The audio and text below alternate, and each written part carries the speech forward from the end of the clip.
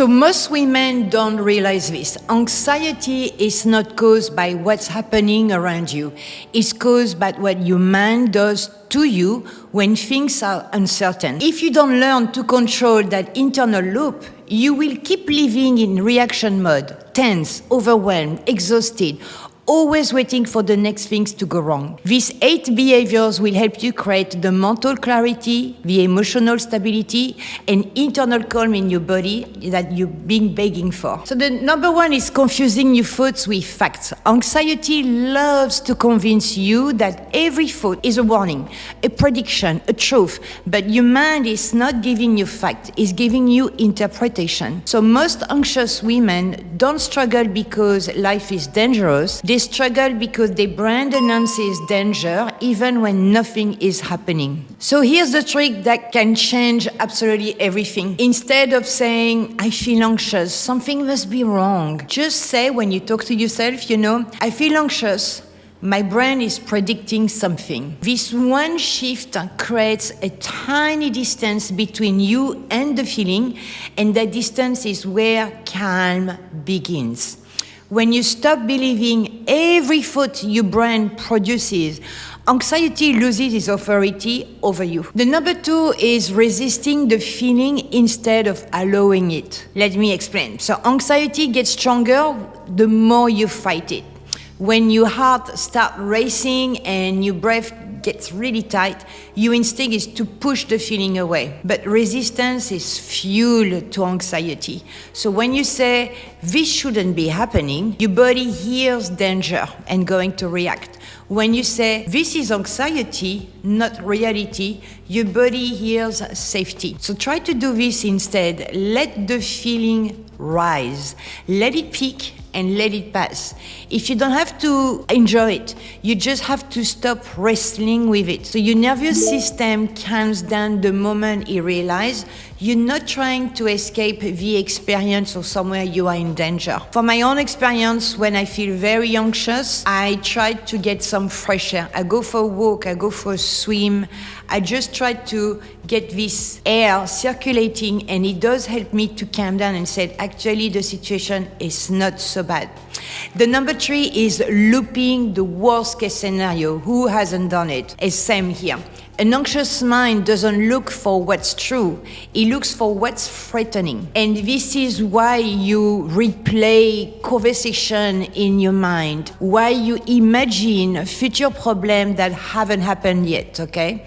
And when you prepare for the worst, even the worst is totally unrealistic. So when you think you are being responsible, when you are actually training your brain to stay in fear, when you feel your mind is spiraling, ask yourself, is this happening right now or I am imagining it? If it's not happening now, it's not a threat. It's a story in your mind. Interrupt the story. Bring your mind back to the present moment. And think of one sentence, one visual, one physical sensation that grounds you. Go for a cuddle with your dogs.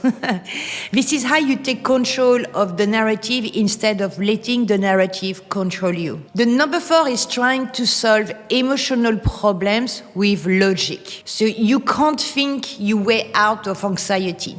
Anxiety isn't a mental problem. It's a nervous system response. So this is why analyzing your feeling never makes you feel better, because you're probably doing that wrong anyway, and you don't need more thinking. You need more regulation. So your brain wants certainty. Your brain is meant to keep you alive. So your body wants safety, obviously. Give your body what it wants. Slow your breath. Relax your jaw, drop your shoulders, let you exhale the longer than you inhale, okay? And you will notice something which is powerful, because it's very simple to calm down, is your body calms down first, and your mind will definitely follow. And this is a trick most women never learn. Your body is the doorway to mental clarity. Number 5 is living in the hyper-control mode. Oh my gosh, most women with anxiety don't want control because they're controlling. They want control because they don't feel safe. anywhere with anyone. They macromanage conversation. They overthink every interaction. They plan 5 steps ahead in every scenario. It must be exhausting. But here's the truth. Over-controlling your life creates the very anxiety you're trying to avoid. So the more you tighten your grip, the more you overwhelmed you feel when things don't go as planned, simply. So try this one instead. Control what you can control. Your breathing, your tone of voice, your reaction, your intention, your body. And release what you never controlled to begin with. Over people's opinion, their reaction, their emotion, the outcome. Life is full of accidents, you know. Letting go is not weakness.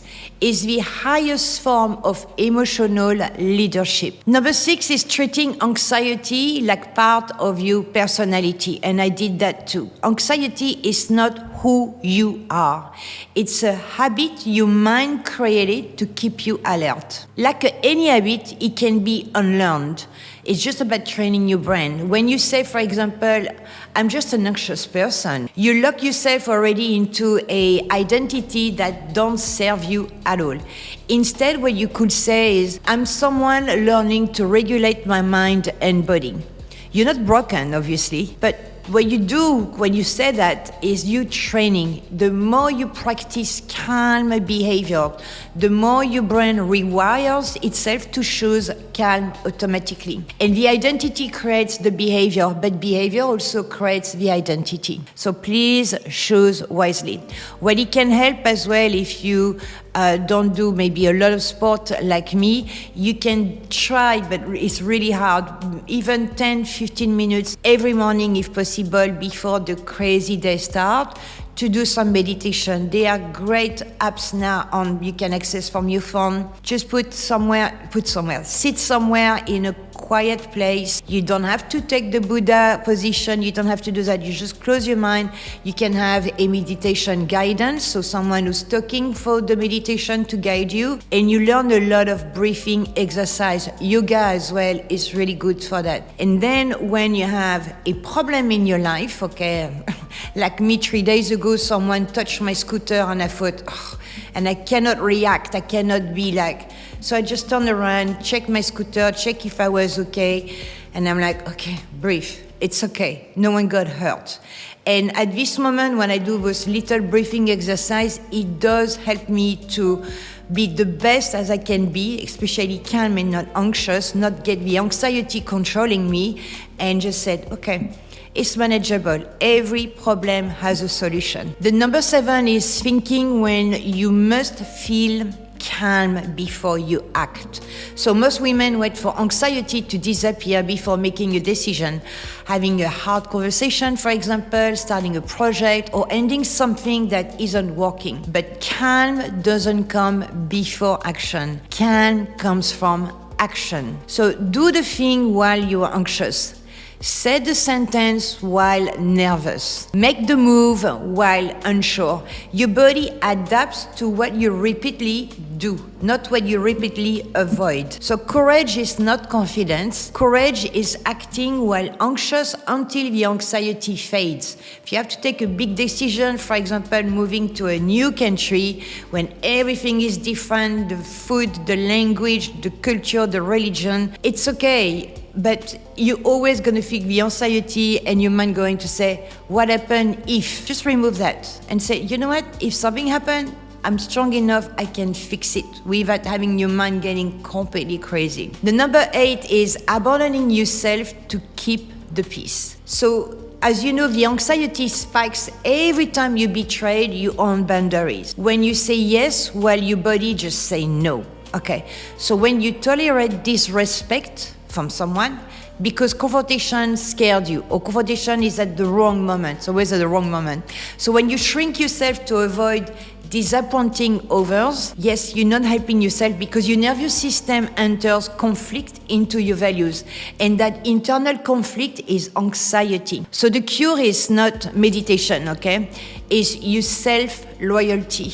Speak for yourself, respect yourself, stand for yourself, choose yourself first. And anxiety drops drastically when you stop abandoning your own needs. Look, let's be honest, especially these days, you cannot eliminate all anxiety, but you can stop letting it run your life. Master these behaviors and you will feel more grounded and more calm than you ever believed possible. If you like this video, give a like and subscribe. Thank you, and more videos to come.